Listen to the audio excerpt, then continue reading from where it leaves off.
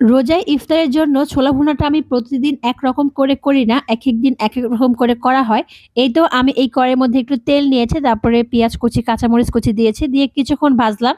এরপর এখানে হচ্ছে আমি একটু কিছু চিকেন কিমা করে নিয়েছিলাম। এখন এই কিমাগুলো পেঁয়াজ আর কাঁচামরিচের সঙ্গে কিছুক্ষণ ভাজবো। তো ভাজার পর এর মধ্যে এক, এক করে আমি এখন মসলাগুলো দিয়ে দিব।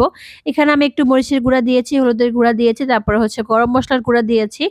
এরপর স্বাদমতো লবণ দিয়ে খুব ভালো করে আমি এই মসলাটা সামান্য একটু পানি দিয়ে কষিয়ে নিব। মানে চিকেন কিমাগুলো এই মসলার মধ্যে খুব ভালো করে কষিয়ে নিয়েছি। এরপর এর মধ্যে বুট দিয়ে দিলাম। বুটগুলো দিয়ে কিছুক্ষণ ভাজলাম। এরপর এর মধ্যে আলু দিয়েছি।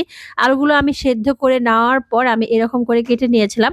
এরপর এখানে হচ্ছে কিছু আমি টমেটো দিয়ে দিলাম, পাকা টমেটো।